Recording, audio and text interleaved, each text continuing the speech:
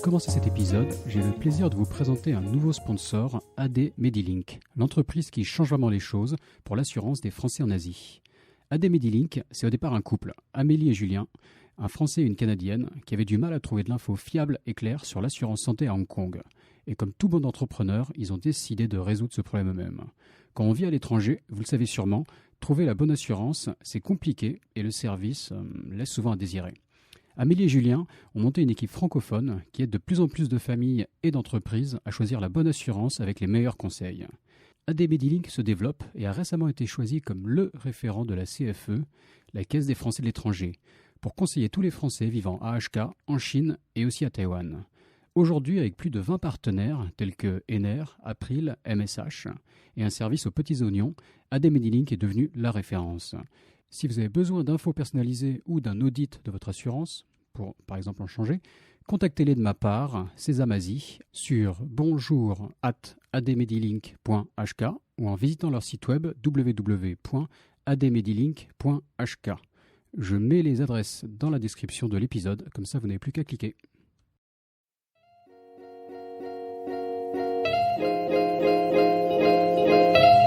Bonjour, je suis Raphaël Séguier et je vous présente le podcast Sésame Asie. La région APAC compte plus de 4 milliards d'habitants et représente près de la moitié de la croissance économique mondiale. De nombreux Français sont donc venus s'installer ici, dans la région la plus dynamique au monde. Cependant, réussir en Asie n'est pas toujours facile. C'est pourquoi j'ai décidé de voyager de Hong Kong à Singapour, en passant par Tokyo et Shanghai, pour rencontrer ces Français qui ont réussi en Asie, percer leurs secrets et les partager avec vous. Si le podcast Sésame Asie vous plaît, n'oubliez pas de laisser 5 étoiles et un commentaire sur Apple Podcast, cela m'aide beaucoup. Je vous souhaite une bonne écoute. Bonjour Laurence. Bonjour Raphaël. Merci Laurence d'avoir accepté mon invitation sur le podcast Sésame Asie. Donc Laurence Waknin de Hong Kong, tu es présidente de Au Cœur du Luxe. Donc Au Cœur du Luxe fait de la formation des équipes de vente dans le secteur du luxe, donc de la formation pour les employés en boutique pour des marques de luxe. Après une dizaine d'années, l'entreprise a déjà plus de 70 employés, des filiales à Hong Kong, Shanghai, Singapour, Séoul. Tu interviens dans une vingtaine de pays, forcément, tu suis tes clients depuis Hong Kong, qui est un hub du retail et du luxe en Asie, donc tu les suis dans tous ces pays. Mais donc tu vas nous raconter cette aventure et comment tu en es arrivé là. Et pour commencer, je te demande de te présenter brièvement, s'il te plaît. Merci Raphaël. Oui, en effet, j'ai grandi en France et j'ai toujours été intéressée par l'Asie. Donc, parce que mon père travaillait au Japon, mon grand-père a travaillé longtemps en Chine. Et après 15 ans dans le conseil, la formation et le retail pour un certain nombre de groupes de luxe, le pic entrepreneurial est revenu me chercher parce que j'avais déjà monté ma propre société pour payer mes études. Je faisais du déstockage dans les années 90 et j'ai eu l'envie folle de revenir ici, enfin quoique raisonnée parce que c'est quand même un hub de luxe comme tu l'as dit. Et de monter un groupe de formation, c'est-à-dire d'optimiser ce que je savais faire après ces 15 années dans le secteur. Donc aujourd'hui, on équipe en effet à peu près tous les groupes de formation et de solutions, de stratégies de formation, de e-learning, de contenu, enfin un certain nombre de choses, de services. Tu peux nous citer deux, trois de tes clients pour qu'on resitue un peu avec qui tu travailles ? En fait, mes clients sont aussi bien, donc on travaille évidemment avec des groupes tels que LVMH, Richemont, Kering, Procter & Gamble, Pernod Ricard, Johnson & Johnson, donc un petit peu à peu près tout le monde, mais pas assez quand même. Mais en fin de compte, les compagnies qui viennent nous voir ont un certain nombre de besoins qui sont tous un petit peu différents parce que même quand on est un gros groupe, on peut être petit sur un marché et avoir des problématiques d'un petit, c'est-à-dire comment recruter les bons traîneurs, comment avoir les bonnes équipes, bien comprendre le marché, parce qu'on peut pas faire une bonne formation si on comprend pas à la fois les problématiques des vendeurs, comment mieux les former, mais également quelles sont les attentes des clients, parce qu'aujourd'hui, je pense que c'est d'autant plus crucial de comprendre son client et de lui apporter les bonnes réponses. Donc, nous sommes spécialisés là-dessus. C'est pour ça que nous avons autant de filiales pour pouvoir bien comprendre et auditer notre marché. D'accord. Parce que si on regarde donc du point de vue de tes clients, ils ont des boutiques dans le monde entier et là en Asie en particulier. Et forcément, il faut arriver à voilà à standardiser tout ça, à ce que les vendeurs soient formés, connaissent les produits, suivent les procédures. Et ça a l'air facile à dire, mais dans les faits, il y a un gros besoin, j'imagine, de gens comme toi et d'entreprises comme Au Cœur du Luxe qui viennent pour aider à former tout ce monde-là et s'assurer que ça marche bien, quoi. C'est ça en gros la situation. Bien, Raphaël, tu as tout à fait résumé la situation. En fait, en 2009, quand j'ai décidé de monter le groupe, la vision était que il y avait de moins en moins de marques maison, comme on dit dans le luxe, de marques indépendantes, qu'il y avait énormément de regroupements. Donc les marques étaient en train d'être achetées et les groupes devenir de plus en plus internationaux. Or les groupes ont C'est les LVMH, les Kering, exactement. etc., quoi. Même des grands comme Tiffany se font racheter au final. Mhm. Donc, tu vois même des jolies maisons comme Qeelin qui ont été rachetées aussi par Kering. Donc les marques aujourd'hui se montent, les nouvelles se montent pour se faire racheter et les anciennes se font racheter pour survivre. Donc, il était vraiment important de pouvoir accompagner ces groupes avec des process d'internationalisation, d'homogénéisation, d'accompagnement sur les marchés prépondérants, et puis aussi de leur offrir là aujourd'hui on parle de compliance RGPD, donc la possibilité d'avoir un interlocuteur, un groupe qui allait vraiment les comprendre au niveau de tout ce qui était légal, structure légale et en même temps de innovation, parce que en tant que groupe nous investissons énormément dans la recherche et développement. Donc on a pensé en ce moment on est dans le big data, avant on était dans la réalité virtuelle, le e-learning, etc. Donc ça, c'est Mhm. important parce qu'on est dans un milieu dans la formation qui est un milieu extrêmement fragmenté avec des bons et des mauvais, mais beaucoup d'indépendants, d'acteurs indépendants qui n'ont pas la possibilité justement d'accompagner les maisons avec cette optique internationale et de connaissances. D'accord. Aussi, donc un aspect tech, je crois que tu fais aussi ta propre application, tu as des applications qui sont utilisées pour faire la formation. Enfin, on pourra parler un peu de tout ça dans le détail, quoi. Moi, j'ai toujours un intérêt particulier pour la tech. Mais pour mieux comprendre comment est-ce que tu en es arrivé là, donc t'as découvert de l'Asie, donc tu as dit que ton père travaillait déjà avec la Chine, c'est ça? Est-ce que c'est lui qui t'a fait découvrir l'Asie? Comment ça s'est arrivé, comment ça s'est passé ta première découverte de l'Asie et de la Chine peut-être en particulier? Alors, ma première découverte de l'Asie vient de mon grand-père. Mon Grand-père, grand-père pardon. travaillait en Chine dans les années 60-70. Il était ingénieur de formation. Il s'occupait d'équiper le réseau ferroviaire, donc apporter l'excellence française qu'on peut connaître en Chine, qui était donc assez reconnue. La Chine, je pense, a toujours eu à cœur la France. Et du coup, avec tout ce qui a pu se passer en Chine dans les années 60-70, je voyais mon grand-père parler énormément de ses voyages. Enfin, en 60, j'étais pas née quand même, hein, mais D'accord. mais disons que quand j'étais petite, je le voyais me montrer des photos. J'ai vu beaucoup de personnes aussi, d'enfants, de ses amis, de personnes avec qui il avait travaillé, venir en France étudier, me raconter la Chine. Et je trouvais ça juste extraordinaire ce qui pouvait se passer. Je trouvais aussi que c'était des gens extraordinaires hein, qui étaient capables de traverser le monde et avec pas grand-chose, juste la force de travail et la volonté de réussir et de s'en sortir. Et j'ai vraiment eu la chance de rencontrer des gens géniaux quand j'étais petite et qui m'ont aussi inspirée. Et en parallèle, plus tard, mon père, lui, s'occupait beaucoup, était dans les alcools et s'occupait notamment de lancer un certain nombre de marques d'alcool à travers le monde et principalement le cognac au Japon, du temps où c'était Mhm. enfin ça l'est toujours, mais un pays clé. Donc lui aussi, je le voyais revenir et nous raconter tout ce qui pouvait se passer. Et très jeune, il m'a semblé que tout se passait en Asie en fait, et que il y avait des gens exceptionnels à rencontrer et que j'avais envie de rencontrer. D'accord. Ok. Et Donc ça, c'est donc comment j'étais petite et comment je ouais. suis devenue. Eh bien, pour la faire courte, quand même, j'ai eu la chance de démarrer plusieurs carrières dans ma vie. Donc, j'étais dans le marketing, dans la vente. Comme j'aimais la vente, à un moment donné, je suis passée en consulting. Comme j'étais dans le consulting, j'ai eu la chance de repartir, de me recentrer sur tout ce qui était expérience client. Donc, je suis partie à l'ESSEC faire un billet. Et là, j'ai découvert que l'humain était clé justement de cette internationalisation, parce que petite histoire, je travaillais pour je veux dire Cartier. Donc Cartier m'avait fait travailler avec une équipe sur des problématiques de services après-vente. Et on était très fiers. On avait présenté un rapport, des recommandations. Tout le monde était particulier. Enfin, en tout cas, ils nous disaient qu'ils étaient très contents du rapport qu'on avait rendu. Et je vais rue Place Vendôme, rue de la Paix, et je parle avec la directrice de la boutique Cartier, et je lui dis alors comment ça, qu'est-ce que t'en penses et tout. Elle m'a dit écoute, tu sais, et là je la sens un peu gênée. Je lui dis tu sais Laurence, en gros, elle m'a dit, elle a dû me dire des choses gentilles, mais j'ai retenu le plus important, et le plus important c'est bien ce que vous avez conseillé, mais c'est pas très réaliste.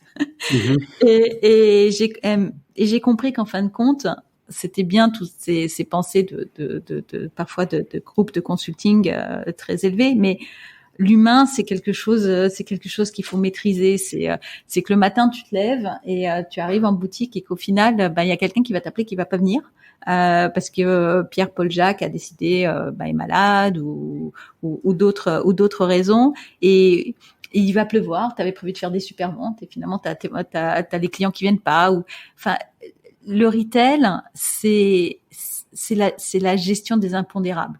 C'est avoir une vision. C'est du concret, quoi. On peut pas juste faire des PowerPoint en consultant, là, fallait mettre exactement. Donc elle m'a donné une grosse claque et de ce fait j'ai dit qu'elle avait raison, qu'il fallait qu'avant de donner des conseils que je sache de quoi je parle. Donc je suis partie, j'ai réussi à trouver un poste terrain, donc j'étais assistante d'une boutique de luxe, dans une marque fashion bien connue, et j'ai appris énormément. J'ai vraiment appris à quel point l'humain était important. J'ai aussi appris que dans ce monde de mondialisation, en fin de compte, dont je parlais tout à l'heure, où finalement pour être rentable, tout le monde va commencer à vendre un petit pull noir. Et bien c'est l'humain qui fait la différence, parce que si tu achètes quand tu es avenue Montaigne, si tu vas acheter ton pull noir chez Prada, chez Chanel ou chez Yves Saint Laurent, c'est tout simplement parce que tu as une excellente relation avec le vendeur, parce que sinon le pull il est toujours noir. Donc ce vendeur justement, il est au cœur de cette relation client, et c'est pour ça qu'on s'appelle d'ailleurs au cœur du luxe. Et faut le comprendre, faut l'adresser, faut le supporter. Et ça, c'était quelque chose dont j'avais vraiment à cœur, que j'ai commencé à faire en France. Et puis, j'étais pas toujours très heureuse, en fait, en France. Et j'étais au Tax Free, le TFWA, un jour. Donc, le Tax Free est l'événement du travel retail mondial, qui a lieu à Cannes en octobre tous les ans. Enfin, sauf l'année dernière, malheureusement. Le travel retail étant tout ce qui est duty free, c'est ça? Exactement. Merci de le signaler. Parce qu'il y a différents niveaux. Déjà, on m'a dit d'éviter les anglicismes, mais là, après, faut là, je prends obligé, parce que duty free, mais après, il faut quand même que les gens comprennent. Donc, voilà. Ce sont tous les achats, qui sont détaxés. Parce que le travel retail, ce sont aussi des magasins qui peuvent être, comme à Hong Kong. Tu as des magasins, notamment à Kowloon, gérés par des grands distributeurs mondiaux et qui sont détaxés. Mais on va dire de manière commune, ce sont les achats dans l'aéroport ou dans l'avion qui ont lieu, qui bénéficient de pas de taxes. D'accord. Et qui doit pas mal souffrir en ce moment. Tu pourras nous en parler un peu. Mais le peu de fois où je suis passé dans les aéroports ces derniers temps, c'était le travel retail, enfin les duty free avaient pas l'air très très actifs. Ah bah si, on en parlera. Ils ont réussi quand même. Oui, pas très actifs, mais il y a quand même des idées. On pourra parler de ça juste après. Donc pour le travel retail, donc j'étais à la grande foire du travel retail, donc le TFWA, et je rencontre quelqu'un que j'avais pas vu depuis des années, et il me dit Laurence, comment ça va et tout. Et là, du fond du cœur, j'étais DRH d'un très gros groupe et je lui réponds ça va pas. Et je lui dis, je suis pas heureuse. Et il me dit, pourquoi? Et je lui dis, je fais un métier que j'aime pas. J'ai toujours voulu partir vivre en Asie, etc. Et il me dit, mais pourquoi tu vas pas? Je dis, mais t'imagines, je connais personne, j'ai pas franchement d'argent, j'ai personne, pas d'argent, pas de boulot qui m'attend là-bas, j'ai rien. Et il me dit, mais qu'est-ce que tu aimerais faire? Je dis, bah voilà, je pense qu'il y a un énorme marché au niveau justement de la formation. Parce que c'est quand même là que les maisons de luxe ouvrent des boutiques à tout va et qu'il y a un énorme besoin de supporter cette croissance avec des formations adéquates. Et je pense que voilà, c'est ce que j'aimerais faire, c'est ce que je sais faire et c'est l'endroit où j'aimerais le faire. Et il me dit, bah ça a l'air génial, pourquoi tu le fais pas? Je dis, bah parce que j'ai rien pour le faire. Et il me dit, bah t'as une idée, t'as la compétence, donc vas-y. Et le conseil qu'il m'a donné, c'est si t'as que le dos au mur, hein, quand t'as le dos au mur, tu ne peux aller que de l'avant. Et ça a été une grande leçon. Et en effet, je me suis jetée hein, dans l'aventure entrepreneuriale. D'accord. Et, bah, comme j'avais pas. Donc, t'avais déjà tous ces éléments, quoi. Il y avait déjà le côté retail. Tu avais travaillé avec différentes marques, tu avais fait du consulting pour le retail. Là, tu travailles en RH, donc peut-être le côté, enfin toujours le côté humain et voire même formation. Enfin, tu touchais ça du doigt. L'Asie, tu nous as dit depuis presque ton enfance cet intérêt pour l'Asie. Donc il y a tous les éléments qui, au fur et à mesure de ta carrière, mélangés peut-être avec un peu d'insatisfaction, là, faisaient que l'idée mûrissait quelque part. C'est ça? Exactement. J'avais géré aussi le leader de la formation professionnelle en France sur l'univers de la beauté. Donc un peu plus de 150 employés, donc j'étais aussi quand même pas mal dans la formation. Et je pense que voilà, c'était un puzzle et tout s'était bien organisé pour que finalement on y aille. Je pense que aussi une chose qui m'a décidé, ça a vraiment été de se dire à un moment donné, faut vivre ses rêves, tout simplement. Si on attend que quelqu'un te les apporte sur un plateau, ben malheureusement tu peux attendre toute ta vie et j'avais pas envie de me réveiller frustrée à 50 ans, donc je me suis dit bon, on va y aller quand même. C'est pour ça que je fais un podcast. Je vis mon rêve. Je vis mon rêve. Alors, j'ai aussi beaucoup de choses à dire sur le rêve versus la vision. Hein. Je pense que l'erreur à pas faire, c'est de penser que c'est un rêve. Je pense qu'il faut mieux avoir une vision qu'un rêve, parce qu'un rêve, c'est quelque chose qui est, t'as une idée, tu la rêves, tu penses que tout va être joyeux, que ça va bien se passer. C'est pas comme ça en fait la vie. Quand t'es entrepreneur, faut mieux une vision, c'est-à-dire que tu sais où tu veux aller, et puis t'y vas contre vents et marées. Et tu dors pas, donc d'ailleurs tu dors vraiment pas, c'est pas un rêve. C'est un rêve que tu rends réalité quelque part. Exactement. Et dans la douleur, mais c'est une aventure extraordinaire. D'accord. Et donc comment se passe le déclic? Parce que là tu travailles encore en France, c'est ça? Oui. Tu prends un billet d'avion, tu pars t'installer. Enfin il y a quand même un. Ben en fait la première fois je suis partie, j'avais entendu parler de Hong Kong que je ne connaissais pas. On m'avait dit, écoute, je pense que tu vas adorer Hong Kong. Et c'est vrai que je suis arrivée, j'ai un énorme coup de cœur à Hong Kong. Donc je viens. À l'époque, mon frère venait, le chanceux, il faisait HKU. Il faisait son Donc la fac de Hong Kong, Hong Kong University, ouais. Il faisait son diplôme, le barreau de Hong Kong. En fait, il est avocat. Et je viens de visiter et je me dis vraiment, j'adore. Et je commence à essayer de trouver un boulot, etc. Et puis entre-temps, la France me propose un poste de DRH du groupe Lagardère, donc c'était quand même quelque chose de la division publicité, donc c'était quelque chose que j'avais du mal à refuser, mais comme j'en voulais pas, forcément l'offre est devenue de plus en plus intéressante, donc je pouvais vraiment pas la refuser. Et au final, je l'ai accepté et je voyais tout ce qui se passait ici, donc je faisais des allers-retours. Je me disais, mais vraiment, c'est là que je veux aller. Et en 2008, qu'est-ce qui s'est passé en 2008? Le monde financier s'est quand même pas mal écroulé en Europe. Et en même temps, tu avais les JO de Pékin. Et là, tu voyais encore plus le monde qui était en train de changer et la suprématie qui était en train de prendre l'Asie. Et là, j'ai eu la chance. Tu tiens le même discours que David Bavrez. Ah oui? Que tu connais bien en tant que tu es aussi CCE, conseillère du commerce extérieur de la France, comme David. Mais David nous expliquait que c'est un peu la même situation qu'il a fait venir en Asie et à Hong Kong. Donc, intéressant.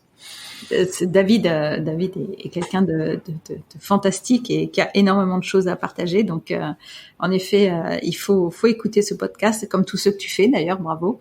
Non, c'est quelqu'un, et lire son livre surtout.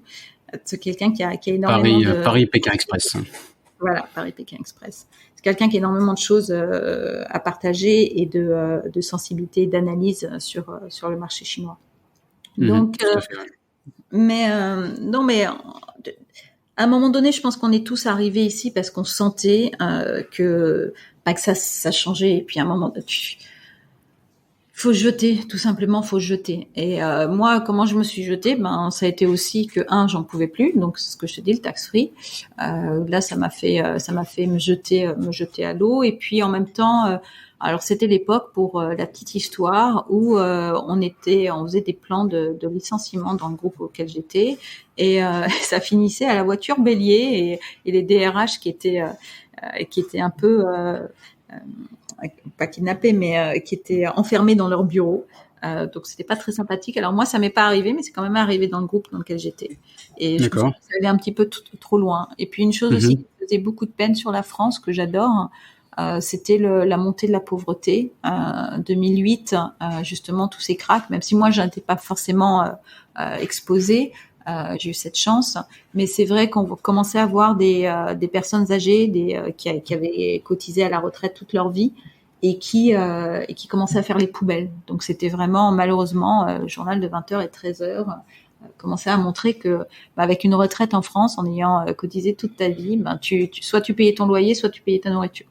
Donc bon, et ça c'est triste. Et je me suis dit qu'il fallait que je fasse quelque chose, quoi, et que je change. Voilà. D'accord. Avec un côté un peu caritatif, avec au cœur du luxe, vous avez plusieurs actions que vous faites aussi, je crois.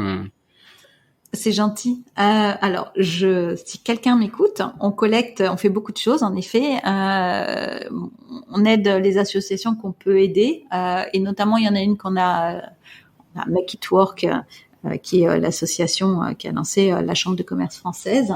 Et j'incite tout le monde à contribuer par une petite donation ou une grande, à aider tous ces gens qui aujourd'hui sont dans la misère, parce que faut voir que le Covid a malheureusement accéléré la paupérisation de Hong Kong. Et on en a une autre auquel on tient, c'est qui s'occupe des enfants. Et là, on collecte pour eux un certain nombre d'ordinateurs. Malheureusement, comme les maisons sont très petites ici, ça doit être des laptops, donc des portables, des ordinateurs portables, parce que malheureusement, ça fait plus d'1 an maintenant que on est tous passés en homeschooling, donc et les enfants ne sont pas équipés pour ça. Personne n'a les moyens d'acheter un ordinateur par enfant. Donc on collecte, donc n'hésitez pas, on a eu de très belles donations. Je remercie notamment Clarins, LVMH qui ont contribué à cette initiative et qui aident des gens, parce que sinon on les retrouve en échec scolaire. Alors déjà, ils n'ont pas de chance au démarrage, mais accélérer cette fracture sociale en ne leur donnant pas accès à la formation, c'est vraiment une chose auquel on a à cœur. Donc par pays, je mettrai les liens dans les commentaires. Avec plaisir, merci beaucoup Raphaël. Je pense qu'il faut penser à give it back. On a tous bénéficié de cette croissance extraordinaire en Asie, et je pense qu'il faut penser à aider ceux qui nous ont aidés d'une manière ou d'une autre. On a encore une fois beaucoup de chance de vivre à Hong Kong et dans d'autres pays d'Asie. J'ai vécu à Shanghai aussi, mais donc quand on peut soutenir des initiatives, on le fait, et surtout aussi dans la formation, parce que je pense qu'on n'est pas dans la formation si on n'aime pas les gens, et je pense qu'avant toute chose, donc on fait pas mal de choses aussi sur l'accès à la formation pour la recherche d'emploi, justement, pour aider les gens à trouver un emploi. Voilà. D'accord, ok. Et donc on en était dans ton parcours, donc là, aide-moi à refaire le fil du parcours. 2009. J'adore faire des parenthèses, mais on se perd avec les parenthèses, c'est le problème. Donc. Ouais, pardon, excuse-moi. J'adore faire des parenthèses, mais parfois on se perd, c'est ça le risque. Tu sais bien que en Asie, le schéma de pensée n'est pas le même. Il tourne dans tous les sens, mais il arrive toujours à ses fins, et voilà. Enfin bon, donc j'ai pas de problème avec les parenthèses. Donc je suis arrivée en 2009 ici. J'ai eu beaucoup de chance. Alors en fait, je pense que l'Asie, parce qu'avant tout, je pense que Sésame ce que l'on veut partager, c'est des récits d'entrepreneurs. Donc, en 2009, la chance, c'est que quand on arrive après un crack, forcément, il y a moins de concurrence. Forcément, parce qu'il y en a beaucoup qui se sont déjà cassés la figure. Alors, à l'époque, j'étais quand même la seule aussi, je reste quand même un des leaders, mais à avoir cette vision de créer un groupe international. Et j'ai eu pourquoi Hong Kong? Pas juste parce que j'aimais, mais faut quand même voir que Hong Kong offre un écosystème qui était assez particulier. L'Asie aussi, mais tout particulièrement Hong Kong, c'est que c'est un marché qui est extrêmement transparent.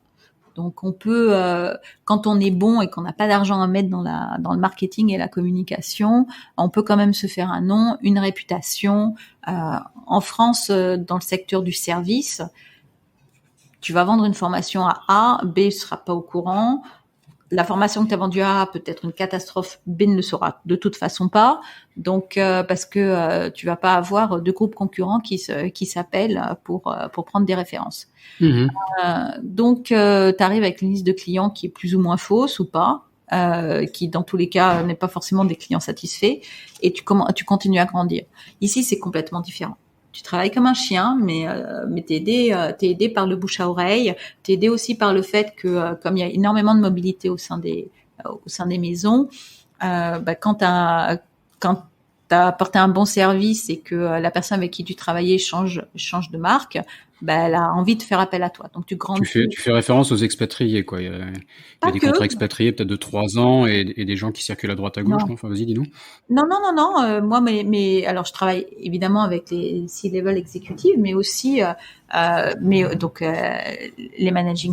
directeurs de marque, mais je travaille aussi avec toutes les équipes formation, et celles-ci sont locales. Donc, quand on se retrouve avec typiquement une mobilité interne qui est assez dense ici. Externe, donc tu démarres chez Estée Lauder Group, tu arrives ensuite chez Procter & Gamble Group, puis tu passes chez Chanel Beauty, puis après tu passes. Donc tu as quand même beaucoup de gens qui bougent tous les 2-3 ans maximum. Et qui te font bouger avec eux, tu vois, qui t'introduisent, qui te réfèrent. C'est aussi la politique du Quanti, mais c'est et ça c'est génial parce qu'il est et sur le coup quand tu arrives avec une liste de clients avec qui t'as parlé, tu sais que la personne en face de toi, elle est capable de prendre son téléphone et qu'elle connaît forcément, soit elle est déjà passée par les groupes que tu as cités, soit elle connaît la Pierre-Paul Jacques qu'elle peut appeler et qui va être ton référent. D'accord. Donc à la fois génial, mais à la fois on n'a pas le droit à l'erreur quelque part. Mais tant mieux. Il y a que les meilleurs qui restent, c'est ça que tu veux dire, oui. Bah oui, parce que je pense qu'en effet, il faut être bon, quoi. C'est quand même name of the game, quoi. T'es censé offrir un bon service, donc et pas juste bullshiter les gens qui veulent bien te croire. Donc ça c'était une chose qui était pour moi excellente. C'était justement d'avoir ce levier au niveau de la commercialisation. Et ça, je l'ai vu dans tous les pays sur lesquels je me suis implantée. En tout cas d'Asie, c'est ce côté transparence du marché et levier d'un bon service, d'un client satisfait, d'un bouche à oreille. On en parle beaucoup toujours de la customer experience, etc. Mais même à notre niveau, tu as un énorme bouche à oreille qui se crée, qui peut faire bénéficier tous les entrepreneurs. La deuxième chose que je trouvais excellente, c'est que je rappelle pour la petite histoire que j'avais pas grand-chose à mettre pour démarrer. Donc t'as démarré un peu toute seule au début? Comment est-ce que t'as fait? Complètement. J'ai rencontré mon mari ici, j'ai eu cette chance, mais je suis arrivée seule, avec 10 000 € en poche. En fait, en l'occurrence, tes petites économies. Donc voilà, j'avais pas grand-chose. Et ce que j'ai trouvé aussi qui était important, parce que c'est bien d'avoir des rêves, encore une fois, mais c'est mieux d'avoir une vision. C'est le process d'achat et ici, et le cycle de vente et le cycle de paiement. En France, pour signer un deal, il te faut souvent 3 à 6 mois et plutôt 6 que 3. Et sur les process de paiement, alors ça a un peu changé quand même, ils ont mis des lois pour raccourcir tout ça. Mais il n'empêche que tu es souvent sur du 3 mois parce qu'il faut ouvrir un purchase order, faut se faire enregistrer, faut ensuite de ça être payé. Enfin bon, donc on est quand même sur du 3 mois. Donc quand t'as pas d'argent et que tu dois attendre plus de 3 mois pour être payé, c'est un vrai problème. Et alors qu'ici, tu es sur du 30 jours. Tu signes beaucoup plus vite et tu te fais payer à 30 jours. Donc tout ce que tu vends peut te permettre d'avancer. Donc tu as beaucoup moins besoin d'avoir des gros fonds au démarrage, surtout dans le service. Et ça, c'était une chose que j'avais analysée et que je trouvais quand même aussi assez intéressant. Quand on parle de business model, je pense que l'aspect financier est une chose qu'il ne faut pas oublier. T'as réussi tout de suite à te faire des connexions, à te faire conseiller, parce que bon, ça semble évident, mais bon, quand on le sait pas, ce genre de choses, on peut passer à côté, justement. Donc, comment est-ce que... Je pense qu'il y a une grande bienveillance, vraiment au niveau de la communauté. Je pense que tout le monde dira la même chose ici. Je pense que au niveau de la communauté d'expats, les gens sont assez bienveillants. Je pense que il y a, alors, on appelle ça souvent en Asie le guanxi, mais je pense qu'il y a tout cet aspect qui est que faut rendre l'ascenseur. On trouve toujours du temps les gens trouvent toujours du temps à vous donner pour un café.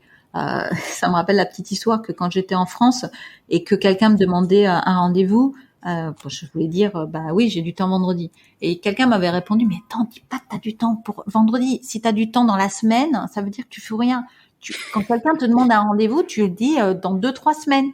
Parce que sinon, t'as pas l'air d'être une personne importante.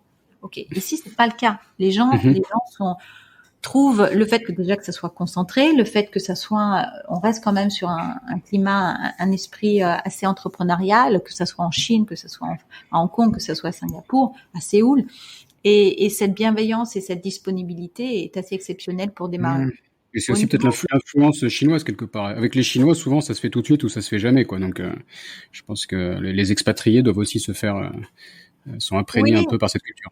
Tu as raison. C'est vrai qu'on est sur des rythmes beaucoup plus rapides. Et on donne pas, ça se fait pas de dire qu'on te répond dans 3 semaines. Ça se fait jamais. Et j'ai eu cette chance aussi. Alors, j'ai ouvert. Je me rappelle juste le second épisode de Vivian de l'agence Digital Wild. C'est si tu réponds pas à un email en 24 heures à Hong Kong, on pense que t'es mort. C'est comme ça qu'il résumait lui. Ça, c'est vrai. Extrême, mais bon, il y a un fond de vérité, quoi. Non, et bien sûr, il y a un fond de vérité. Malheureusement, je vais te dire, quand j'ai ouvert en Europe après, c'était très dur et tous les expats que je connais qui rentrent en Europe, en règle générale, c'est dur aussi de s'adapter au fait que on te répond beaucoup plus lentement.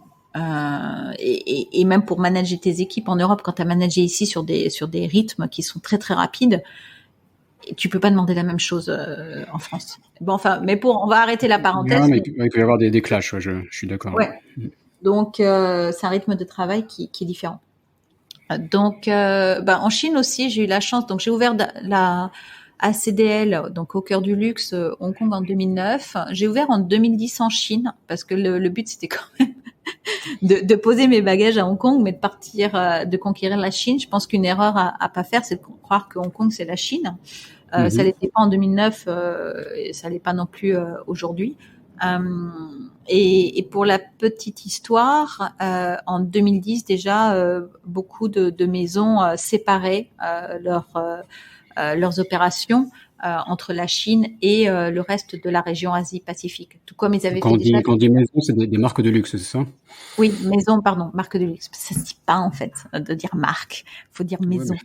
Ouais, mais quand on n'est pas du métier, on comprend pas, donc je me connais un peu pédagogue. On va dire marque alors. Mais tu peux dire maison, maintenant qu'on a expliqué, t'as le droit. Donc, ça, alors, ça dépend. En fait, quand une marque a une ancienneté, une histoire, on parle de maison. C'est l'art de. Quand tu travailles avec Pernod ou Ricard, ou quand tu travailles avec Procter, ils sont moins sur ce genre de vocabulaire. Mais c'est vrai qu'LVMH et Richemont sont beaucoup plus sensibles aux bons mots pour rappeler qu'ils ont quand même une histoire derrière chacune de leurs marques et donc maison. Pour en revenir des grands, en 2010, il y avait déjà pas mal de marques / maisons qui séparaient leurs activités. Donc là, tu le sens encore plus en 2021. Mais c'est vrai que c'était déjà une énorme tendance de séparer les business units. Et ça voulait dire quoi? Ça voulait dire que si tu voulais signer en Chine pour la Chine, ça se faisait de moins en moins depuis Hong Kong. Donc il fallait avoir une entité en Chine parce que tu as besoin pour pouvoir bien travailler en Chine d'avoir la possibilité de faire ce qu'on appelle FAPIAO, donc de la facturation. Tous les problématiques qu'on connaît d'évasion potentielle évasion fiscale, taxes, etc. Donc en 2010, j'ai dit je vais ouvrir en Chine. Donc et là j'ai eu la petite histoire, c'est que je connaissais évidemment personne, donc je connaissais déjà pas grand monde à Hong Kong au bout d'un an, mais en Chine je connaissais vraiment personne. J'ai vraiment été avec mon petit baluchon comme une pauvrette, et je pense qu'il faut y aller vraiment avec un brin d'inconscience parce que moins t'as de choses à perdre, plus c'est facile de bouger. C'est le propre de l'entrepreneuriat. Une fois que tu commences à avoir une famille, t'as beaucoup plus de freins à sortir de ta zone de confort. Mais à l'époque, j'ai dit j'y vais. À Shanghai. Quoi? Tu te à Shanghai, à quel endroit? Alors, je suis partie à Shanghai. Donc, je me dis, il faut que j'ouvre. Pourquoi Shanghai? C'est pas la meilleure ville pour ouvrir. C'est, encore une fois, je pense que le plus important, c'est de réfléchir où sont les clients. Donc, on va pas se mettre loin des clients juste pour se faire plaisir. Sinon, j'aurais été à Shenzhen à l'époque. Donc, 99% des marques de luxe ont leur siège à Shanghai. Donc, c'était un peu normal de s'installer là-bas. Et Shanghai, c'est grand. Et puis je parle le chinois, donc c'était génial.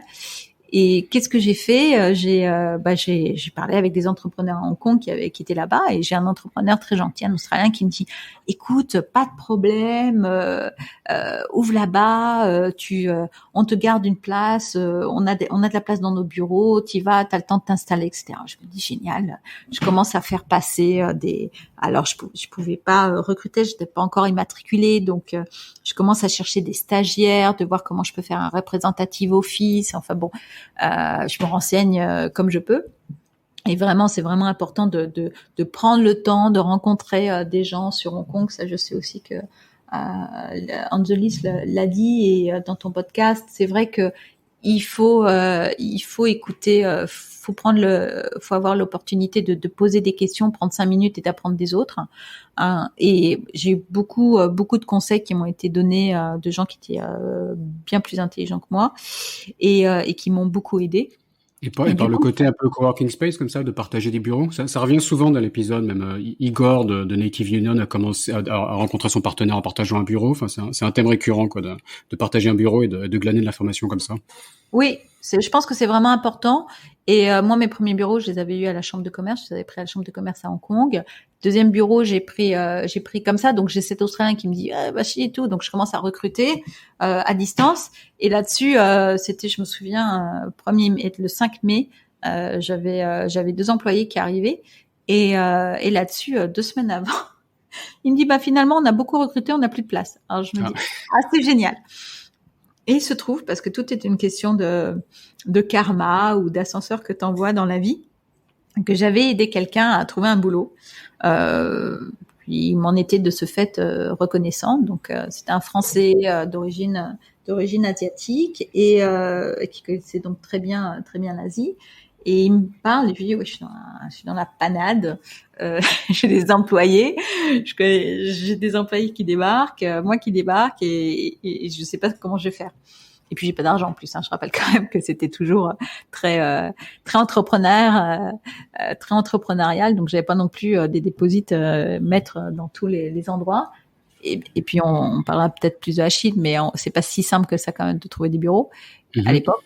Et là-dessus, il me dit, mais pas de problème. Et j'ai eu cette chance qu'ils me disent, écoute, j'ai un ami qui me doit des services, et avec le service que toi tu m'as rendu, aujourd'hui tu es ma petite sœur. Donc en Chine, ça veut dire quelque chose quand on t'introduit comme une petite sœur. Donc il a appelé cet ami chinois, il lui a dit, écoute, voilà, ma petite sœur a besoin d'aide, il faut que tu l'aides parce que c'est ma petite sœur. Donc et cet ami chinois m'a immédiatement fait de la place dans ses bureaux, m'a dit tu me payeras quand tu pourras me payer. Et ça a été, c'est encore quelqu'un avec qui je travaille aujourd'hui, parce que finalement, il s'est trouvé que nous, on a toujours été très fort en data. Parce que pour plein de raisons, mais donc la data est une chose très importante pour nous. Donc lui était informaticien et avait une société justement de données. Il s'occupait beaucoup de data et du coup on a fini par lier un partnership qui était assez intéressant. Et voilà, ça donnait plein de choses. Donc je pense que la vie est faite de T'es rentré dans un relationnel à la chinoise, quoi. Exactement. Il a participé à son coin-ci, comme tu disais. Ouais. Exactement. Ok, très bien. Et donc, pour moi, ça t'avait donc débloqué ce problème de bureau qui devait être quand même. Enfin, c'est facile de le raconter, mais il faut imaginer le stress, j'imagine, d'avoir les clients à gérer d'un côté, le staff, pas de bureau, des capacités financières de fonds de roulement limité, comme tu disais. Enfin, ça va pas être évident à vivre. C'est pas évident à vivre parce que t'es dans une ville que tu connais pas, dans une langue que tu maîtrises pas. Donc et puis c'était un peu système D à l'époque, tu vois. J'étais en train d'ouvrir les bureaux, mais les bureaux étaient pas encore ouverts. Donc pour aller prendre des bureaux officiels à droite ou à gauche, la Chine c'est quand même très administratif. Ça me rappelle souvent la France. Et de ce fait, quand t'as pas fini tes enregistrements, etc., tu fais pas ce que tu veux. En plus, j'avais la chance que depuis peu, on avait le droit d'ouvrir ce qu'on appelle une WUFI, donc une société en Chine sur laquelle tu n'avais pas besoin.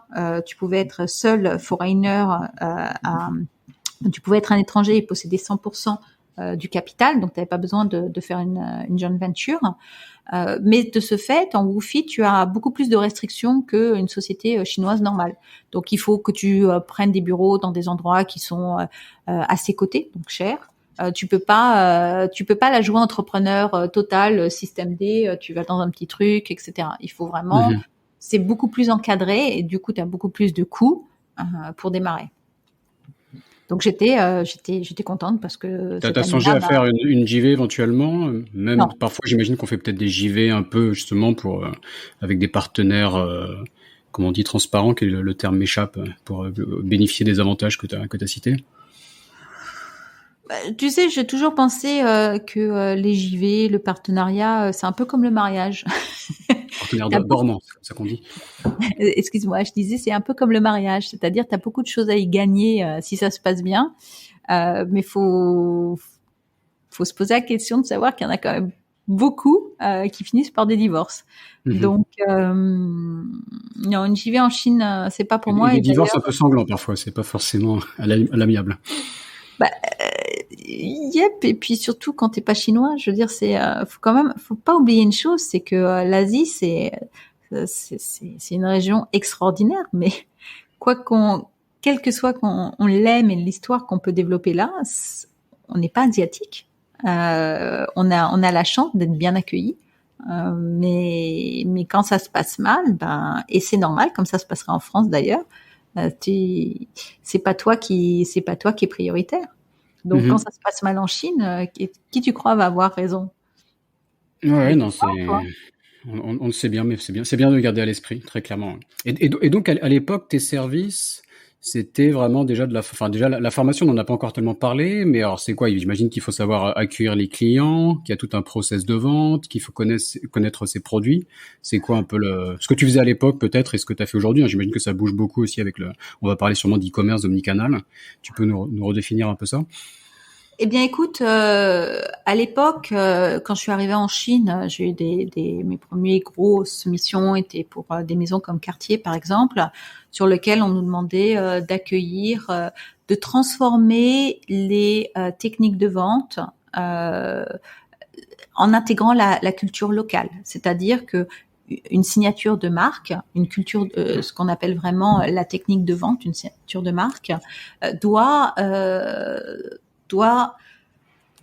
transcender la marque, refléter son ADN et en faire une expérience unique.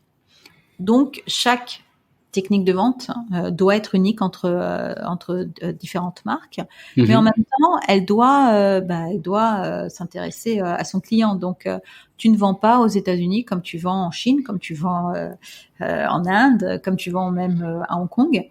Donc, C'est quoi une technique de vente? Tu peux nous donner un exemple concret? Il y a vraiment un process à suivre et pour vraiment essayer de maximiser les ventes quelque part, le taux de transformation? T'as tout compris. Donc, en fait, une technique de vente, c'est tout ce qui va se passer entre le client et son vendeur depuis la seconde où il pousse la porte jusqu'à après qu'il ait payé. Donc, le service après-vente et ce qu'on appelle le clienteling, c'est-à-dire comment tu vas interagir avec lui pour qu'il revienne en boutique. Et comme tu l'as pointé il y a 2 secondes, aujourd'hui en 2020-2021, on parle beaucoup d'omnichannel, donc tout ce qui est interaction, toutes les étapes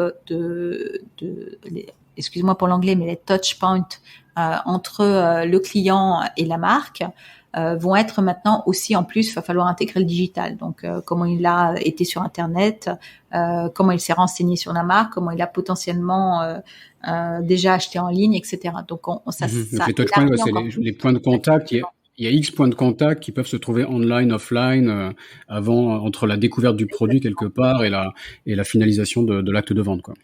Exactement. Donc, mais en 2009, on n'en était quand même pas encore là.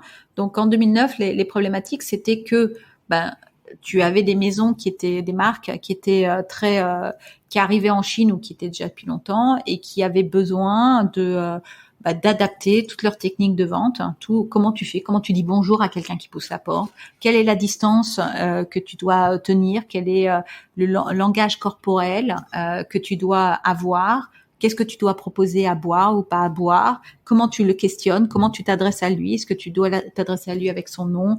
Comment est-ce que tu vas derrière lui proposer de rejoindre un programme de fidélité, etc. Tu le fais pas du tout de la même manière par pays. D'accord. L'aspect culturel, voilà. Donc et comment c'est localisé, par exemple? Enfin, si on prend la Chine comme exemple. Ça a beaucoup changé sur les 10 dernières années, mais une des plus grosses différences, c'est, à mon sens, si on va au cœur du problème, c'est déjà comment présenter la marque et ses produits. C'est souvent quand tu prends une marque française, par exemple, qui est déjà connue et reconnue pour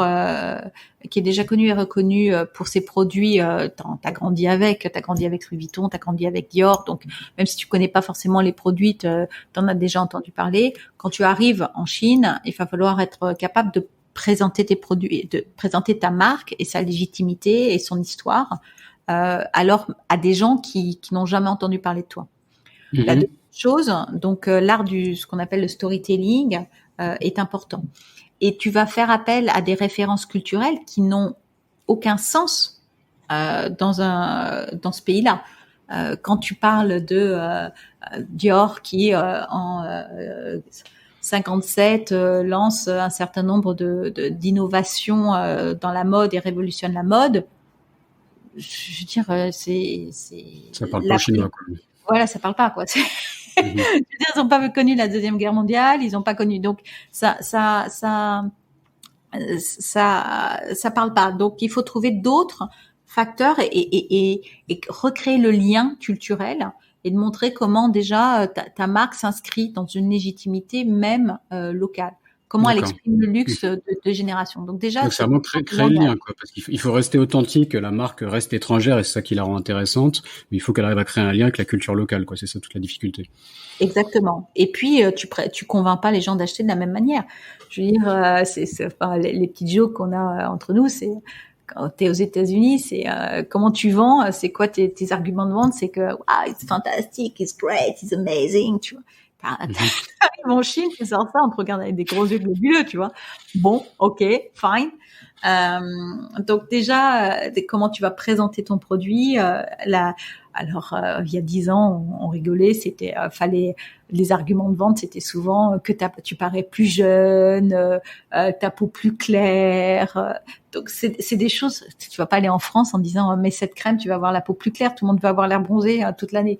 Donc tu vois, c'est toutes ces petites choses qui font que il faut que tu comprennes le client et que tu adaptes ton discours de vente à ça. Donc ça, c'était les problématiques. Et puis aussi, on revient juste au fait que les groupes ouvraient à tout va des boutiques à travers la Chine et qu'il fallait pouvoir recruter des équipes de vente, les former le plus rapidement possible, les intéresser à leur métier, leur donner cette culture, parce qu'on ne vend pas du luxe sans un aspect, sans immerger sur une culture du luxe et une histoire du luxe. Et pour ça, on a beaucoup travaillé, notamment, on a eu la chance, le privilège de travailler sur tous les concepts de Richemont Retail Academy à travers le monde. Et notamment, le premier était en 2012 en Chine, sur ces grosses réflexions et de stratégies transversales de comment est-ce qu'on réfléchit, qu'est-ce qu'on doit monter comme compétences et quel programme mettre en face. D'accord. Voilà. Ok. Donc Richemont, donc il y a un groupe de luxe spécialisé dans les montres, c'est ça en particulier. Je crois qu'on a déjà parlé de Time Valley sur le podcast. Je ne sais plus dans quel épisode. Alors Time Valley, c'est une expérience magnifique qui n'intègre pas, qui a été lancée par Richemont, mais qui n'intègre pas que Richemont. Richemont est le leader sur le secteur de l'horlogerie joaillerie, possède des marques que tu connais bien, comme Van Cleef, comme Cartier, comme Montblanc, comme Chloé, comme Azzedine Alaïa. Donc ils ont aussi des marques comme Dunhill. Ils ont aussi des marques de fashion et ils sont leaders sur l'horlogerie joaillerie. D'accord. Et donc on parlait donc d'omnicanal, donc de parcours clients maintenant qui vont entre donc le online et l'offline, entre les sites e-commerce, les apps et le magasin. De vous, à la fois, ça doit créer des nouveaux besoins, parce que je sais pas, il faut accueillir en magasin quand il y a un click and collect, il y a quelqu'un qui va chercher en magasin, c'est un nouveau parcours client. À la fois, est-ce que ça vous tue du business un peu quelque part? Est-ce que c'est presque un peu concurrent parce que quelqu'un qui fait un achat juste online maintenant, ça sort de votre scope? Comment ça se passe? Alors déjà, nous, encore une fois, le retail est loin d'être mort et on ne s'adresse pas qu'au retail. Nous, on s'occupe de former les gens qui vont interagir avec le client. Donc, on a monté notamment des concepts aux US, toujours pour le groupe Richemont, et en Europe pour équiper les call centers. Donc, tu sais, quand je sais pas si tu vois l'expérience Net-à-Porter notamment. Net-à-Porter, c'est t'appelles, tu peux avoir ton personnel stylist qui va te recommander des choses. Ces personnes-là ont besoin aussi d'être formées. Donc, même si tu les as pas en face de toi, et parce que justement tu les as pas en face de toi, c'est d'autant plus crucial de les former pour qu'elles puissent créer ce lien avec le client et générer un client satisfait et qui achète de plus en plus. Donc ça, c'est une chose. Donc nous, on se limite pas juste à la boutique. On se limite à toute la formation qui va aller sur l'expérience client. Donc, on va pas faire du 7-Eleven parce que chez 7-Eleven, tu cherches pas à faire de l'expérience client. Et puis, dans le cadre même s'ils sont super bien formés. Hein. Là, je suis à Taïwan en ce moment. Moi, je suis toujours impressionné par la qualité de formation du staff qui a 100 000 services différents à faire en étant payé au SMIC. Je sais pas comment ils font. Hein. Mais bon, parenthèse. Ouais. Et mais de ce fait. Sur l'omnichannel aujourd'hui, les problématiques qui se posent, c'est que déjà le client a changé et ça a été c'était déjà une tendance qui a été accélérée avec cette pandémie. C'est que le client il veut toujours plus d'expérience, il veut quand il se déplace en boutique d'avoir quelque chose qui est encore mieux qu'avant. Donc autrefois, on va dire même il y a 10 ans, être capable de ce que tu cherchais en formation, c'était que déjà les vendeurs soient capables de parler de ta marque et de manière engageante et conseiller un produit et pas juste te dire non, tu rentrais, il y a des petites histoires comme ça, tu rentres, tu demandes un pull noir en taille 40. Ils vont pas te dire essaie-le en taille 42 ou ils vont pas dire on l'a pas en noir mais c'est le en bleu marine. Donc ça, c'était déjà pour nous des challenges d'adresser ce genre de choses, de pousser au conseil les équipes. Mais c'était déjà le niveau qui satisfaisait le client. Aujourd'hui, le client, il a énormément changé. Et le vendeur aussi, d'ailleurs. On parle quand même de millennials. Et ces clients, ils ont besoin d'avoir plus. Ils veulent être engagés, ils veulent ils veulent, quand ils viennent en boutique, apprendre des choses qu'ils n'ont pas déjà lues sur Internet. Ils veulent avoir ce contact humain. Et de ce fait, les besoins en formation n'ont fait qu'augmenter en boutique. Tu peux pas juste leur dire à un client, bah alors ma marque c'est ça, il le sait déjà. Lui, ce qu'il veut, c'est vraiment que tu lui apportes un vrai conseil qu'il ne peut pas trouver sur un site internet. Sur un site internet, tu commandes le produit que tu as déjà choisi. Tu vas pas avoir un conseil. Quel est le produit que je dois acheter aujourd'hui pour ma peau, ou quelle est la robe qui va vraiment me rendre belle. Donc ça c'est une chose. En plus, dans le cadre justement, ça c'était déjà la différence entre le retail et le e-commerce, mais dans le cadre de l'omnichannel, on est vraiment sur rompre les silos entre le marketing, le e-commerce, le retail, le supply chain, et de ce fait, le rôle de l'homme, de ce qu'on appelle autrefois dans le marketing mix le people, les 5P. Je sais pas si tu te souviens, Raphaël. Si, c'est des vieux souvenirs. Ouais. Donc, juste pour resituer, là, tu parles des silos, donc ton client, quoi. Typiquement, un retailer, une maison, une marque, que leurs différents départements sont silotés et communiquent mal entre eux, quoi. Exactement. Donc, aujourd'hui, pour que l'omnichannel fonctionne, il faut que les données du e-commerce soient analysées par le marketing et soient aussi envoyées en même temps à la boutique, et que le vendeur, il sache que quand Raphaël vient pour lui acheter un parfum, eh bien c'est déjà un client VIP de e-commerce. Parce que c'est pas parce que tu viens pour un parfum que t'as pas déjà acheté 5 Kelly bags pour ta copine. Et tu souhaites que ça soit connu. Je veux dire, tu t'es pas Monsieur Lambda. Tu veux qu'on t'apporte une expérience personnalisée. Donc tout ça, ça sous-entend que les échanges de données, la collaboration entre ces différents départements au sein d'un groupe collaborent entre eux. Donc nous, on travaille justement beaucoup là-dessus. C'est pour que les équipes de vente soient capables de remonter de l'information, soient capables de traiter de l'information, soient capables d'avoir le bon mindset, le bon état d'esprit, excuse-moi pour les anglicismes, le bon état d'esprit pour justement comprendre le digital, comprendre ce que le monde digital leur apporte. Et c'est pas juste une concurrence du e-commerce, mais c'est vraiment des nouveaux outils à leur service pour faire mieux leur travail, pour faire plus de chiffres. Et voilà, donc c'est une question de mindset, c'est une question aussi de compétences à acquérir. On parle maintenant des métiers de demain, des compétences de demain. Le monde a changé et le métier de vendeur aussi a changé. Et nous, on fait beaucoup d'accompagnement stratégique là-dessus. Et justement, donc en parlant de nouveaux outils et des changements du métier de vendeur, l'utilisation de messagerie type WeChat, où les vendeurs peuvent chatter directement avec les clients, c'est quelque chose sur lequel vous intervenez? C'est une tendance que tu vois grandir? Alors en fin de compte, la tendance, elle est là depuis assez longtemps. On est quand même avec la Chine, WeChat, c'est quand même tous les jours un nouvel émerveillement, et de ce fait, ce qu'on appelle aujourd'hui du social selling, c'est-à-dire être capable d'interagir avec ton client pour lui vendre quelque chose via une interaction sur des plateformes telles WeChat ou Line, d'accord, dans d'autres pays. C'est sur quelque chose qu'on travaille depuis déjà 4 ans, notamment parce que c'était un must sur la Chine. Par contre, la tendance en 2021, c'est vraiment la professionnalisation et l'encadrement justement de ce social selling. C'est qu'est-ce que tu dois vraiment dire, comment tu intègres toutes les informations qui sont envoyées à ton client ou à ton vendeur pour justement optimiser ce clienteling, cette interaction avec ton client.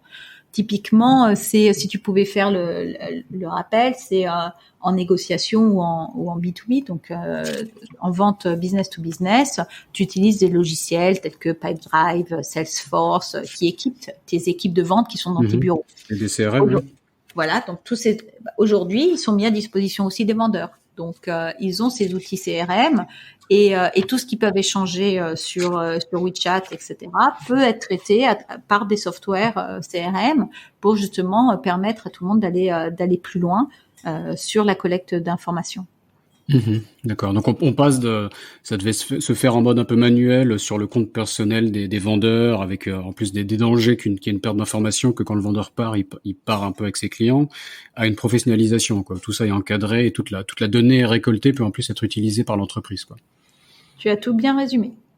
D'accord, merci. Et donc, et au niveau, je me posais la question au niveau des différentes verticales un peu. Enfin, tu as des clients dans la mode, donc on a parlé de joaillerie aussi, des vins, les spiritueux, les cosmétiques. Est-ce que c'est un peu tout pareil ou est-ce qu'il y a de grosses spécificités dans ton métier par rapport à chaque verticale? Bonne question. Il y a tellement de différences que je saurais même pas te dire lesquelles. Mhm. Non, D'accord. en fait, non, mais c'est juste pas la même chose. C'est, en fait, déjà, c'est pas les mêmes clients, c'est pas forcément les mêmes pouvoirs d'achat, c'est pas forcément.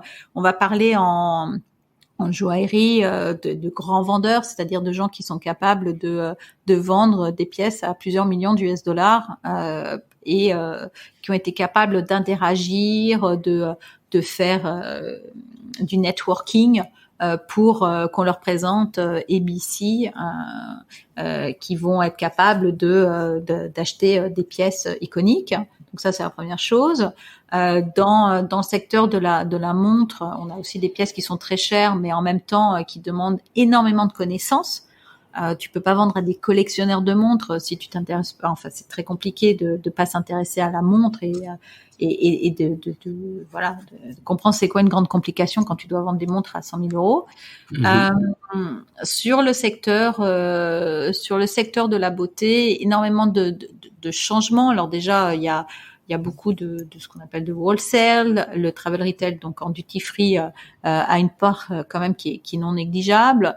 On est aussi beaucoup de réactivité, de compréhension, comprendre son client. On est quand même sur des volumes qui sont beaucoup intenses. On est assez masse quand même.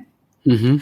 Accessible luxury, comme on dit aussi, même s'il y a des marques qui vendent des crèmes à des prix de sac à main, mais on est quand même sur de l'accessible luxury, sur beaucoup de produits qui doivent être vendus en régimen, c'est-à-dire il faut mettre 6 crèmes sur la tête. Alors en France, on en met que 3, mais dans beaucoup de pays d'Asie, on en met 7 en moyenne. Dans ton rituel de maquillage et démaquillage. Donc ça, faut savoir. Tu faut que tu équipes tes vendeurs avec comment tu fais pour proposer 7 produits au lieu d'un seul. Mhm. Donc on parle de cross et de link selling. Et après sur la mode, je pense que les grosses problématiques de mode, c'est comprendre les tendances, être capable de se renseigner et vraiment être capable d'être un styliste, c'est-à-dire d'arriver avec cette notion de conseil, qu'est-ce qui va m'aller, et quel est mon mood aujourd'hui, qu'est-ce que j'ai envie d'exprimer quand j'achète une tenue et comment est-ce que on va me permettre d'être plus belle et à la fois pas faire de faux pas. Ça, c'est aussi une grosse tendance en Chine. C'est comment tu fais pour expliquer à des gens qui d'un seul deviennent des millionnaires, la notion de bon goût et de les aider à faire leur pas dans le monde. Il faut Dans le éviter monde. d'être habillé en Louis Vuitton des pieds à la tête avec des marques qui clignotent dans tous les sens. On en Bon, voit parfois encore, ouais. ouais, bon, ça revient à la mode aussi, hein, le D'accord, côté ok.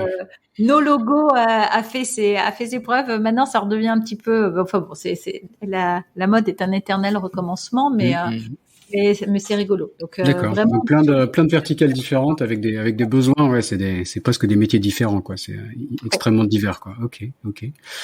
Pour commencer à conclure, il y a deux sujets que j'aime bien traiter à la fin, parce c'est des problématiques récurrentes dans la région. Le RH et le business développement. Donc pour commencer sur le RH, toi tu l'es à plusieurs niveaux parce que tu travailles aussi bien sûr avec tes clients, mais toi en tant que patronne, en termes d'engager les bons talents et de les garder, est-ce que tu peux partager un peu ton expérience et peut-être quelques petits secrets? Alors secret, je sais pas, mais c'est un peu présomptueux, mais mon expérience, j'ai l'avantage en 12 ans d'avoir fait suffisamment d'erreurs pour apprendre sur certaines d'entre elles. Je pense que et ça aussi je l'ai vu chez mes clients, c'est que l'accès au talent en Asie, et je vais faire un focus sur la Chine, qui est quand même un des marchés clés. Il y a énormément de gens qui sont extrêmement compétents, mais finalement, quand tu veux recruter, tu es moins en compétition avec des gens comme L'Oréal quand tu es entrepreneur, avec des gens comme L'Oréal, qu'avec le fait qu'il y a un vrai état d'esprit entrepreneur. Donc les gens qui sont smart, qui ont cette volonté d'être commercial, d'intégrer une PME, donc tout cet état d'esprit entrepreneurial, bah s'ils l'ont, ils ont déjà monté leur boîte. Ou s'ils l'ont pas déjà monté, c'est qu'ils vont la monter demain. Donc un problème aussi de concurrence potentielle quand tu recrutes. Ouais, c'est ça. C'est qu'il y a cette appétence qui est encore plus forte chez les millennials. Excuse-moi. Chez les millennials de monter leur société, et de ce fait, bah, ceux que tu recrutes, ce sont des gens qui n'ont pas forcément super envie d'être entrepreneurs. La deuxième chose qui m'a un peu sidérée en Chine, c'était ce côté, l'importance de la famille. Donc, tu recrutes des jeunes et ils t'expliquent qu'en fin de compte, bah leur mère leur a expliqué que ils devraient arrêter parce que ça fait mieux d'être white collar, donc de travailler dans l'administration, ou t'as tout ce bois familial, et encore plus pour les femmes, parce que moi je suis dans le secteur du luxe, donc on recrute quand même, on attire beaucoup d'employées féminines, et on le voit je vous invite à voir les publicités de Esquetou, la marque de cosmétiques, qui a vraiment bien compris le rôle de la femme et le poids de la culture chinoise sur la femme, et qui le traite, qui dans toutes ces campagnes montre comment la Chine change, mais néanmoins fait face à cet aspect culturel. Les femmes en Chine, encore plus que les hommes, vont beaucoup écouter leur famille sur leur choix professionnel. Et puis, donc si la maman a dit, tu sais, tu devrais pas rester dans cette société parce que tu vas potentiellement pas rencontrer ton mari dans cette société-là, bah, ils vont l'entendre. Et ça, incroyable, et ça faut le comprendre. Une chose aussi qui m'a sidérée, c'est ce côté enfant roi. Tout a été monté. Alors ça change. Hein, maintenant tu peux en Chine avoir plus d'un enfant, mais culturellement parlant, tout a été mis en place pour que une femme qui veut être enceinte a un écosystème qui va lui permettre justement d'avoir de s'arrêter, et surtout toute sa famille et sa belle famille vont lui dire, mais pourquoi est-ce que tu prends le moindre risque de perdre ton enfant? Arrête-toi.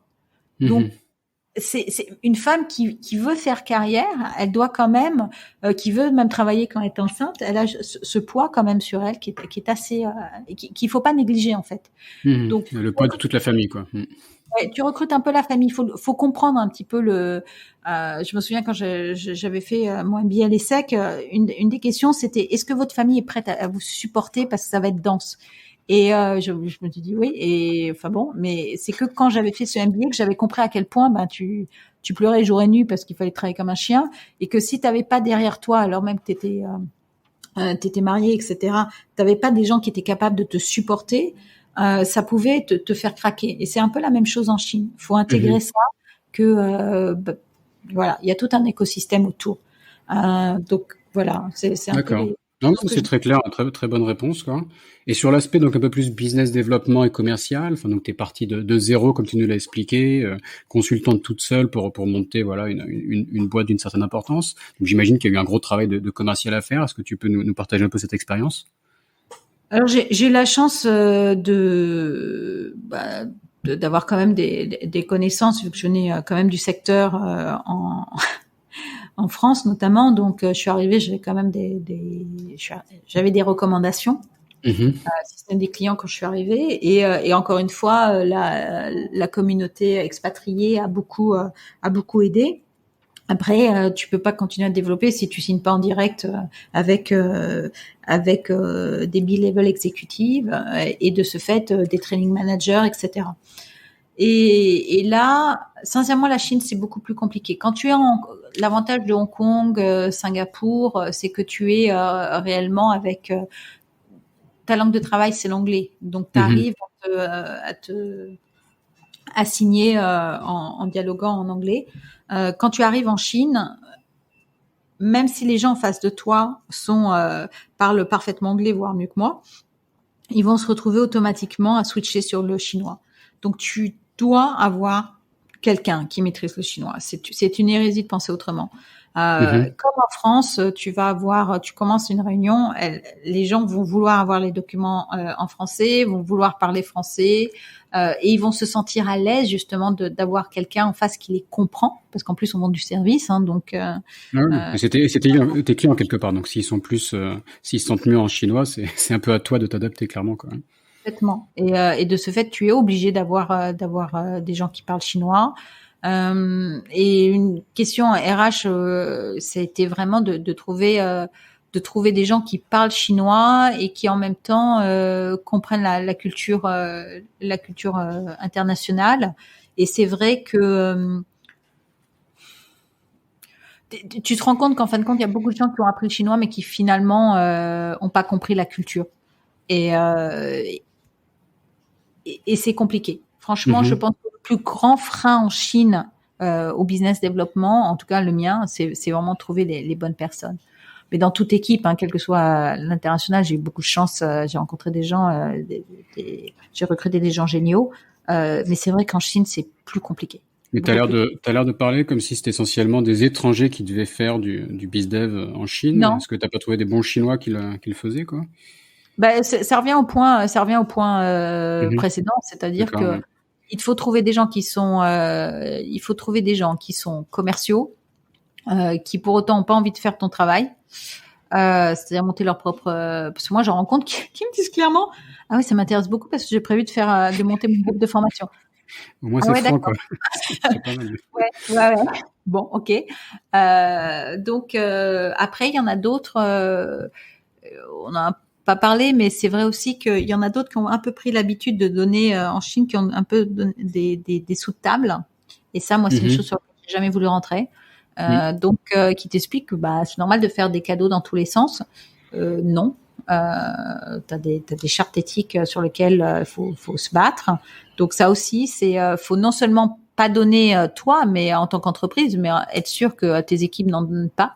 Donc il y a aussi un travail non négligeable de contrôle sur lequel les grands groupes aussi se penchent.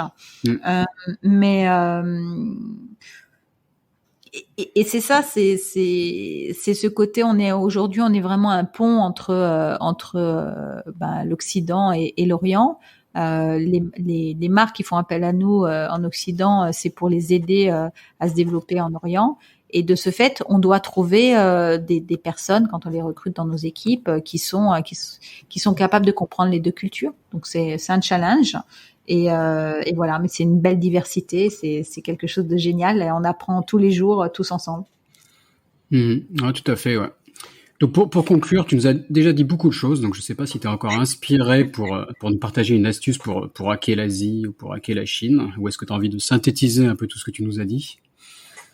Je vais synthétiser parce que quand même, je pense que tout le monde n'a peut-être pas envie de m'entendre pendant aussi longtemps, mais on fera un second, si tu veux, dans 10 ans. Avec plaisir. Plus vite que ça va vite en Asie. Non, mais je pense qu'il faut travailler dur, mais que quand on travaille dur, on y arrive. Et ça, c'est génial. Je pense qu'il faut rester motivé. Faut savoir s'entourer, et on a cette chance de pouvoir trouver des gens de bonne volonté, avec de vraies compétences, une vraie expérience. Et aussi des podcasts comme le tien, bravo, pour comprendre un peu comment hacker l'Asie. Donc, faut savoir écouter. Vraiment, et comprendre que tout va très vite. Donc, ce qu'on me disait il y a 10 ans, vraiment n'a plus rien à voir. Aujourd'hui, le monde change. Et cette agilité dont on parle tous, c'est un des termes à la mode, c'est vraiment plus que dans n'importe quel continent ou pays au monde. C'est vraiment le mot-clé pour moi, agilité. Agilité, d'accord. Bon, on va conclure là-dessus. Très bien. Merci beaucoup, Laurence. Merci, Raphaël.